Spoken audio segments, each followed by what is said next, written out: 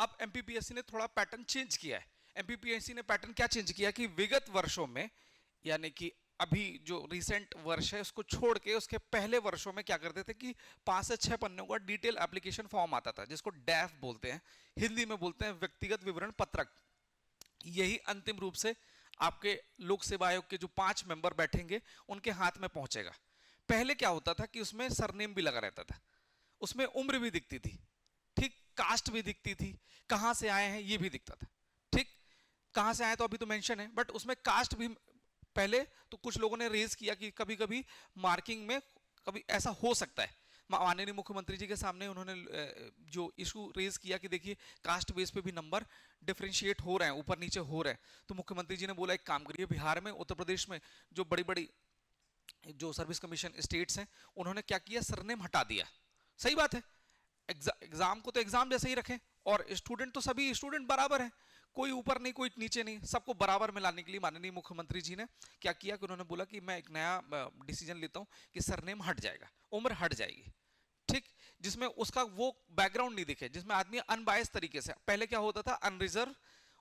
फिर EWS, OBC, SC, ST, ऐसे sequence से इंटरव्यू होते थे। अब क्या हो रहा है, रोल नंबर वाइज इंटरव्यू होगा, रोल नंबर में जो जिस वर्ग का है वैसे ही सीक्वेंस से आपका इंटरव्यू ले जाएगा, जिसमें लोगों को ऐसा लगता था, पहले आयोग तो पहले से भी ऐसे ही आप न्यूट्रल था, अभी भी न्यूट्रल है, बट लोगों के मन में ये द्वंद्व था कि मार्क्स ऊपर नीचे होते हैं कास्ट को ध्यान में रखते हुए, तो या उम्र को ध्यान में रखते हुए, तो ये भी बार उन्होंने हटा दिया। ठीक, थोड़ा एक नजर देख लेते हैं, फिर हम प्रीलिम्स में भी काम करते हैं। देखिए इसका नाम लिखा है मध्य प्रदेश लोक सेवा आयोग, और पता है हम लोग क्या करते हैं, अधिकारी बन जाते हैं तो उसके बाद हम डिस्टर्ब हो जाते हैं। दरअसल ये दोस्त सेवा आयोग है, सच बात है, सर्विस कमीशन है, आप सर्विस दे रहे हैं ना, अपने जैसे ही सिलेक्शन हो जाते हैं तो लोग डिस्टर्ब हो जाते हैं कि नहीं मैं अधिकारी हूं, मैं किसी से सीधे मुंह बात नहीं करूंगा, ये तो गलत बात है, ये बिल्कुल गलत बात है। सिलेक्शन होने के बाद ज्ञान एक ऐसी प्रोसेस है, तो ज्ञान लेने के बाद इंसान विनम्र हो जाता है और भी ज्यादा पोलाइट हो जाता है, मगर उसके बाद लोग डायबिटीज हो जाती है, लोगों को 2 टाइप की डायबिटीज होती है, एक तो वो बीमारी वाली, और दूसरी ज्यादा प्यार और ज्यादा अच्छा मिल जाने की वजह से लोग डिस्टर्ब हो जाते हैं, वही दूसरी वाली डायबिटीज। नहीं, आप सेलेक्ट हो जाए तो समभाव से रहिए, क्यों, क्योंकि आपको एक सेवा का भाव देकर शासन ने आपको नियुक्त किया कि आप सेवा करेंगे, ना कि अधिकार जता के लोगों को परेशान करेंगे। तो सबसे पहले इसका भाव जरूर समझिए, ये याद रखिएगा दोस्त कि ये आपका 55 नंबर भी दिला सकता है, इतना खतरनाक फॉर्म है ये, ठीक, 40 नंबर भी दिला सकता है, और आप में काबिलियत होगी तो 162 नंबर भी मिलेंगे आपको, और 165 तक नंबर हाईएस्ट गए। और इस बार की जो मार्किंग है दोस्त कितनी है पता है आपको, 185, 185 नंबर की मार्किंग हुई है, ठीक, 185 आउट ऑफ मतलब 185, और ऑब्लिक करके ऊपर में जितने मार्क्स आप गेन कर लीजिए, बट अभी तक जो लोग पहुंचे हैं 165 तक पहुंचे हुए हैं, ठीक। तो आप सोचिए कि 100 नंबर का मेजर डिफरेंस है, आप थ्योरी में बहुत अच्छा कर लें मगर इंटरव्यू में आपने ब्लंडर किया तो आप डिप्टी कलेक्टर से सीधे कोऑपरेटिव इंस्पेक्टर पे आ सकते हैं या एटीओ पे आ सकते हैं, अधीनस्थ लेखा सेवा, जो ऑडिटर की वैकेंसी होती है वो, ठीक। एक दिन मैंने आपको फोटो भी डाली थी 36 प्रकार की वैकेंसीज वाली, आपको अभी जैसे कई लोगों को बच्चों को यही नहीं पता कि कितने प्रकार की वैकेंसीज होती है, ठीक, आज थोड़ा उसको भी दर्शन देख लेते हैं। क्यों, क्योंकि भाई इस तरह तैयारी के ड्यूरेशन में हम लोग पढ़ते तो बहुत कुछ है मगर अवेयर नहीं रहते, कहते हैं कि कितने किस तैयारी को कौन कौन सी तैयारी, पदों का क्रम बताइए, इंटरव्यू में यही पूछ लिया जा रहा है कि पदों का क्रम बताना कि कौन सा किस डिपार्टमेंट का है, तो डिप्टी कलेक्टर और डीएसपी, उसके बाद खत्म, गलत। आपको एकदम जो आपके सीक्वेंस है उनको याद रहना चाहिए। पूछ लिया जा रहा है कि अच्छा बताइए, बहुत बढ़िया, डिप्टी कलेक्टर किस डिपार्टमेंट के अंदर आता है, अच्छा क्वेश्चन है, किस विभाग के अंतर्गत आता है, कह रहे हैं सर वो ध्यान नहीं है सर, तो ये तो अन्याय है, जिस पद के लिए जा रहे हैं उसको आपको पूरा पता होना चाहिए, उसका नाम है सामान्य प्रशासन विभाग, जनरल एडमिनिस्ट्रेटिव डिपार्टमेंट, ये नहीं पता तक कोई आपको, और इसका हेड कौन है, ये भी अगला क्वेश्चन हो जाता है, इसका हेड कौन है, इसको डील कौन कर रहे हैं, तो माननीय मुख्यमंत्री जी करते हैं इसको, सामान्य प्रशासन विभाग हमेशा मुख्यमंत्री के अंदर रहता है। ये अवेयरनेस की चीजें, आप अवेयर होंगे, न्यूज़पेपर पढ़ेंगे तो चीजें पता होगी, नहीं तो फिर टाइट है फेस, ठीक। तो अब इसमें क्या होगा, 2 भागों में बट रहा, अभी 87-13 जो चल रहा है मैटर, यहां मेंशन करेंगे पद, परीक्षा या पद का नाम, तो अपन रहेगा राज्य सेवा, जब भी एमपीपीएससी का जो बच्चा देगा तो उसमें लगेगा राज्य सेवा परीक्षा 2023 2024, और ईश्वर करें आप लोग 2026 लिखें या 2025 लिखें, ठीक। आपका रोल नंबर, ठीक, यहाँ पासपोर्ट साइज की फोटो, कुछ लोगों को द्वंद है कि इसमें नंबर लिखना है या रिसेंट की डेट लिखना है, कुछ भी नहीं लिखना, सिंपल फॉर्मल फोटो होना चाहिए। टी शर्ट में नहीं होना चाहिए कि टी शर्ट में टोपी पहन के किया हुआ है, नहीं, फॉर्मल हो, क्लियर है, जिससे आपकी जब आप एंटर होने के पहले आपके पास यही पहुंचेगा, जो हमारे बैठे हुए हैं 5 लोग, लिखा हुआ है 5 प्रतियां, 5 जो एग्जाम बोर्ड मेंबर, ठीक, एग्जामिनर नहीं बोलेंगे, बोर्ड मेंबर जो बैठे हुए हैं, वो ये सबसे पहले आपका जब ये पहुंचेगा तुरंत फोटो देख के एक इमेज डबल हो जाती है, और कोई बोले या ना बोले आपकी फोटो भी मैटर करती है, पहली नजर में, समझ रहे हो, एक इंप्रेशन जम जाता है और वही इंपॉर्टेंट रोल प्ले करता है। फिर देखिए कोड नंबर क्रमांक, ये स्पेशल आपको अब एक कोड जनरेट कर दिया जाएगा, कोड जनरेट करने के बाद आपको उस सीक्वेंस से ही चीजें आपके डेटा गैदर होंगे। दोस्त अब नींद आएगी मगर ये इंपॉर्टेंट चीज है, थोड़ा सा बोरिंग सेशन है, कोई बात नहीं, ठीक, कोड क्रमांक यहां मेंशन करेंगे, फिर उसके बाद नाम, जिसमें सरनेम का उल्लेख नहीं होगा, बिना मध्य और उपनाम के, ठीक, तो जैसे कि किसी का नाम है कुंदन कुमार, तो केवल इसमें कुंदन लिखेंगे, कुमार नहीं लिखेंगे, और अंग्रेजी में, ठीक, निवास, तो कुछ लोग क्या कर रहे हैं अपने गली मोहल्ले का नाम ही ठोक दे रहे हैं, इसमें बिल्कुल गलत बात, इसमें कोई तहसील का नाम नहीं आएगा, आपको प्रॉपर जो आपका जिला है वो बताना है आपको, ठीक, और जहां 3 वर्षों से अध्ययन, जैसे आप 3 वर्ष से ज्यादा इंदौर में अध्ययनरत हैं तो आपको सेकंड नंबर पे इंदौर मेंशन करना पड़ेगा। फिर 10 12 जो मैंने बोला था ना, बड़ा रोल प्ले करता है अपनी लाइफ में, 10वीं 12वीं, ग्रेजुएशन, पोस्ट ग्रेजुएशन। फिर अब इस बीच में जो मैं हमेशा आप लोगों को बोलता हूं कि अपनी ग्रेजुएशन पोस्ट ग्रेजुएशन से एक्स्ट्रा थोड़ा सा आपको ये भी पढ़ने की जरूरत है, कौन सा, एनसीसी करना है, एनएसएस किस किस ने कर रखा है, करना है अपन को, अब कॉलेज के ड्यूरेशन में नहीं कर पा रहे कोई बात नहीं, कोई सर्टिफिकेट कोर्स जरूर कर लीजिए, जैसे अभी राजा भोज ओपन यूनिवर्सिटी क्या करा रही है, मानवाधिकार पे डिप्लोमा कोर्स करा रही है, कर सकते हैं अपन, ग्रामीण क्षेत्रीय विकास पे भी कर सकते हैं, भाई हमको तो ग्रामीण स्तर पर जाना ही है, तो रूरल डेवलपमेंट पे, ग्रामीण विकास पे डिप्लोमा कोर्स है, 6 महीने का डिप्लोमा कोर्स है, मुश्किल से 2500-2600 रुपए का, वो करिए, आम आदमी से खास दिखेंगे आप, सच बात है, और आप डिप्लोमा करेंगे तो ये लगेगा कि नहीं यार इसको विशेष जानकारी है, इसको हम थोड़ा सा 3 नंबर 4 नंबर एक्स्ट्रा दे देते हैं, और यही 4 4 5 5 नंबर आपको आम आदमी से खास आदमी बना देगा, ठीक है गाइस, गाइस तो बोल सकते हैं ना, चलेगा ना, ठीक, विशेष योग्यता या कार्य अनुभव, शोध का अनुभव, विशेष, अब किसी ने पीएचडी कर रखा है तो पीएचडी बता सकते हैं, कुछ लोग सिविल सर्विसेज में नेट जेआरएफ का भी यूज कर देते हैं, बट अभी नेट जेआरएफ प्रॉब्लम कर रहा है, क्यों, क्योंकि लोग बोलते हैं कि जब आप राज्य सेवा में आना चाहते हैं तो नेट का यहाँ क्या रोल है, आप प्रोफेसर बनो आप, और मैक्सिमम लोगों को फिर वापस भेज देते हैं कि आप प्रोफेसर बनिए, इधर मत आइए, मगर एक विशेष कार्य अनुभव, जैसे आपने 2 मेंस लिखे हैं तो यहाँ बताइए कि भाई आपने मेंस लिखा है, या आपने पीएचडी में आपने ये अच्छा काम किया है, या कॉलेज के ड्यूरेशन में आपको अपने कॉलेज को ही रिप्रेजेंट किया है, या विक्रम अवार्ड आपने प्राप्त किया है, एकलव्य अभी मिला है, कल मिला है विक्रम और एकलव्य अवार्ड, अभी आज का न्यूज़पेपर पढ़ेंगे तो आपको मिलेगा, ठीक, तो यहाँ आप मेंशन करिए। फिर विशेष कार्य अनुभव, हो सकता है कि आप पटवारी हैं या आप एमपी पुलिस में है, तो यहाँ मेंशन करना पड़ेगा कि पद का नाम आरक्षक, ये कब से कार्यरत है, हो सकता है कि आप डीएसपी हो, केवल आप एक पद के लिए अप्लाई कर रहे होंगे, डिप्टी कलेक्टर करना है, तो आपको ये बताना पड़ेगा कि मैं इस पद पर कार्यरत हूं या कर रही हूं और कब से कब तक, ठीक, क्लियर है गाइस। नियमित या संविदा में, तो आपको बताना पड़ेगा नियमित, क्लियर है, 2 टाइप के पोस्ट आते हैं, नियमित और संविदा, जैसे कि अभी टीचर में भी संविदा वाले टीचर होते हैं ना, तो आपको टिक करना पड़ेगा संविदा वाले। फिर दोस्त रुचि और हॉबी, ये सबसे बड़ा समस्या है, सब लोग आगे ऐसे कमर लचका के बोलते हैं सर हमारी हॉबी क्या है, अरे भैया 20 साल से 30 साल से आप अपने साथ हो, हमसे क्या पूछ रहे होगा तुम्हारी हॉबी क्या है, सच बात है, जैसे सबकी हॉबी होती है, बस वो उसको निखारने वाला कोई नहीं है, जैसे किसी को क्रिकेट पसंद है तो पसंद है, फिर वो आदमी क्रिकेट जो देखता है वो जीता है क्रिकेट में, कि वो कल क्या परसों क्या हुआ, सिराज ने कैसी बॉल की, ठीक, क्या है उसके पहले सिराज का क्या हुआ, सिराज ने बहुत कुछ कल एक मैसेज दिया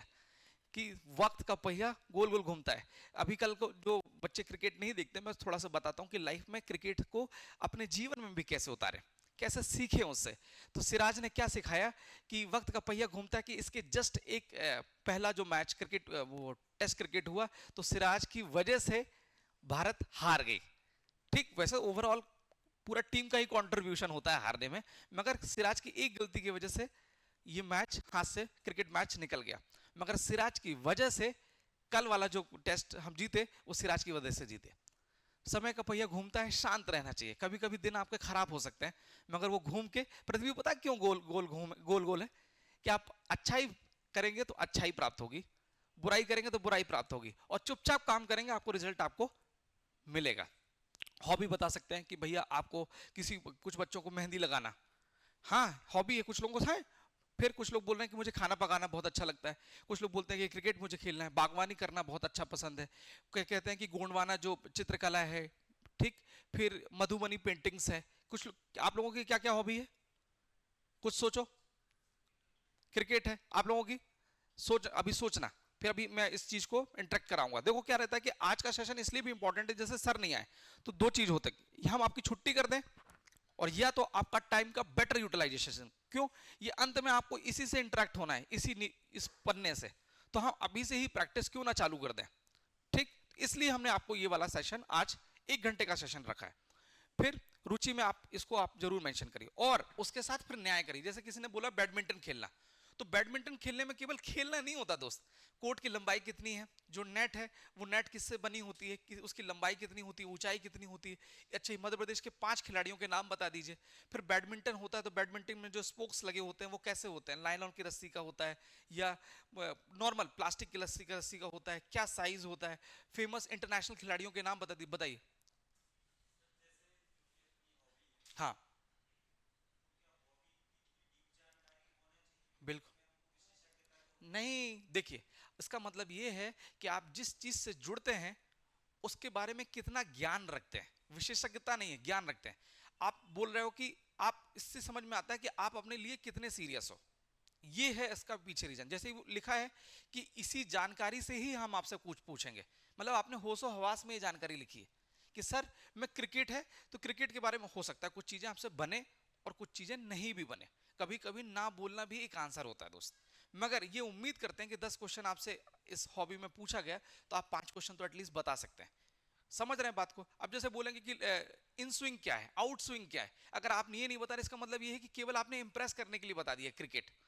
दो टाइप के लोग होते हैं कि जैसे कि बोलना कि गायन वादन, या बोलना गाना गाना, ठीक है गाना गाना लिखा है कि मुझे गाना गाना में मेरी हॉबी है, फिर बोलेंगे एक काम करिए थोड़ा सुना देंगे क्या, और सुना दिए तो स्टार पूरा पर्दाफाश हो गया क्योंकि आपसे गाना नहीं बन रहा है। चलिए, या बोलेगी कि कोई बात नहीं, गाना नहीं बात है, शास्त्रीय संगीत किसे कहते हैं बताइए। सही है। ध्रुपद गायन शैली क्या है, ध्रुपद ध्रुपद संगीत होता है, ये क्या है। तो अगर आपको ये नहीं पता तो फिर इसके साथ आप न्याय नहीं कर पाएंगे, और आप वहीं क्या कराए, पता चल जाएगा कि आप झूठ बोलते हैं, और यहां झूठ बोल रहे हैं, तो जब ग्राउंड पे उतरेंगे तो क्या करेंगे आप, बात समझ रहे हैं। और ये इंपॉर्टेंट रोल है रुचि का, ठीक। फिर चयन में सहायक जानकारी कि क्यों आपको हम लें, रहते हैं दो टाइप के, एक शासकीय सेवा में नियोजित होने का उद्देश्य, और चयन में सहायक जानकारी कि भैया एमपीपीएससी में आप सेलेक्ट होना चाहते हैं तो भैया आप में क्या क्या क्वालिटी है ये पूछना चाह रहा है, कि भैया आप ईमानदार हो, कर्तव्यनिष्ठ हो, जो अभी आप एथिक्स में पढ़ोगे ना, कर्तव्यनिष्ठ होना चाहिए, सत्यनिष्ठ होना चाहिए, कि मैं भैया टाइम का मैं समयबद्ध हूँ, ठीक, मैं, मुझसे अच्छा प्रबंधन आता है, समय प्रबंधन भी आता है, लोगों को मैनेज करना बहुत अच्छा आता है, ये मैनेज करिए। फिर आप लास्ट में सिविल सेवा में क्यों आना चाहते हैं, ये आपका खुद का उत्तर होना चाहिए। यहाँ कोई मास्टर आपसे मदद नहीं कर सकता, आपका खुद का यूनिक उत्तर होना चाहिए, मगर ये वाला नहीं कि समाज को चेंज करना है,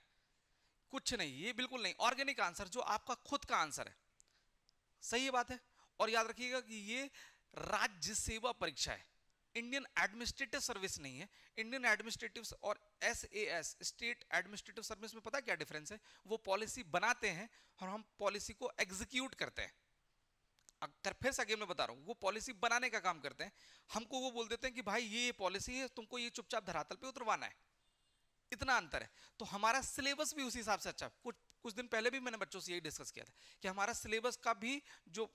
जो फ्रेम किया गया है वो ऐसे किया गया है कि मूलभूत छोटी छोटी जानकारी आपको पता हो। हम आपसे कभी ये नहीं बोलते कि उस पर क्रिटिकल एनालाइज करिए, कुछ नहीं, सिंपल इसकी विशेषता बताइए, इसके प्रकार बताइए, ऐसे क्वेश्चन आते हैं। एमपीपीएससी की पास्ट 10 से 15 वर्षों का पेपर देख लीजिए, ऐसा ही होता है, और उसके पीछे यही रीजन है, उसके पीछे साफ सुथरा यही रीजन है कि हम आपसे क्रिटिकल एनालाइज नहीं कराना है, जो चीजें बताई गई उसको धरातल पे उतारना है। ऐसा आज्ञाकारी अधिकारी चाहिए या कर्मचारी चाहिए जो जितना बोले उतना कर ले, कानून ना छाटे, काम से काम जितना बोले। और यही देखना, डिप्टी कलेक्टर को बोल दिया जाए कि तुम्हारी यहाँ ड्यूटी है, चुपचाप खड़े रहना, तो वो खड़ा रहता है नीचे मुंडी करके। सही बात है। ना नुकुर नहीं, मन नहीं हो रहा है, मम्मी की याद आ रही, ये नहीं चलता है लोगों को। अभी मेरे फादर साहब बता रहे थे कि अभी इलेक्शन हुआ तो कुछ डिप्टी कलेक्टर परेशान हुए कि नहीं नहीं नहीं हमारा हमें नहीं पता था। तो तुरंत डिप्टी कलेक्टर ने डांटा उनको कि भैया ये नहीं चलेगा, होशो हवास में आपने ये पद ज्वाइन किया है, अब ये आपका कर्तव्य है, आप इससे विमुख नहीं हो सकते, भाग नहीं सकते। कह रहे जाओ मुंह धो के आओ, रोना आ रहा है रो लो, आधे घंटे फिर वापस आना पड़ेगा आपको। मगर आप ये नहीं कह सकते हो कि आप मेरा मन नहीं लग रहा है, मुझे मम्मी की याद आ रही है, नहीं आपको करना पड़ेगा। तो ये इसकी विशेषता। तो ये जो जो उद्देश्य है ना दोस्त, ये आपका लाइफ का मोटो होना चाहिए कि ये मुझे बनना है। ठीक, कि भैया आप जिस बैकग्राउंड से आते हैं उसमें कुछ ना कुछ बेटरमेंट करना चाहते हैं। कुछ वो लोग हैं जो अपने पूरी पीढ़ी के एकमात्र स्टूडेंट होंगे। जैसे मैं आपको मान के चलता हूं कि आप वो बच्चे हैं कि हो सकता है अपनी पूरी पीढ़ी के एकमात्र पहले सिविल सेवा की तैयारी करने वाले बच्चे होंगे। फील करिए, मुंडी डुलाइए, कितने लोग हैं जो अपनी पूरी पीढ़ी में होंगे जिन्होंने कोई सिविल सेवा में यानी एमपीपीएससी में कभी पैर भी नहीं रखा होगा। तुम्हारे यहाँ है सेलेक्टेड है कोई? ठीक, गुड़िया है, सच बात है। तो आप पता अपनी पूरी पीढ़ी के रिप्रेजेंटेटिव हो। इस सीरियसनेस को लोग समझते नहीं, भंवर कुआं में आके भेड़ चाल चलना लगते। आप समझिए कि आप अपने पूरी पुश्तें जो चली गई उसका सबसे बड़ा प्रतिनिधि बना के भगवान आपको भेज रहा है, आप लायक हैं, मगर उस सीरियसनेस को हम कभी समझ नहीं पाते। और फिर वो क्या रहता है कि हम इसी माहौल में ढल जाते हैं और अपने आप को बेचारा कहने लगते हैं, और फिर उसका खामियाजा तो भुगत ही रहे हैं। देख रहे हैं लोग 4-4 साल से तैयारी कर रहे हैं। तो जब भी हम करें तो थोड़ा सीरियसनेस के साथ करें।